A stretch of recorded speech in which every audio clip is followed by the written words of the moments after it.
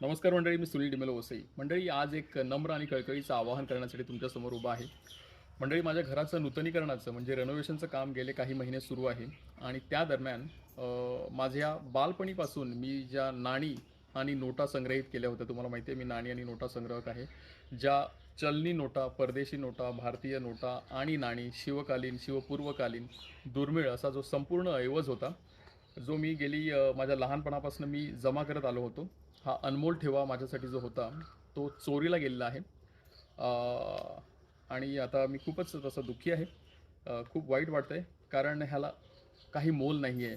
कारण हे मी बालपणापासून जमा करत आलो होतो आणि त्याची किंमत म्हणजे ते अनमोलच आहे असं म्हणा ना. तर मला एकच आवाहन तुम्हा सर्वांना करायचं आहे. समजा तुमच्या पाहण्यामध्ये अशा काही नाणी, नोटा कोणी विकताना तुम्हाला दिसलं, तर कृपया करून मला कळवा. मी माझा नंबर देत आहे. त्यावरती मला संपर्क साधा. त्याचे योग्य जे बक्षीस जे आहे, ते देखील मी तुम्हाला द्यायचा प्रयत्न करेन. प्लीज तुम्हाला कुठे हे दिसून आलं, तर मला जरूर कळवा. धन्यवाद मंडळी.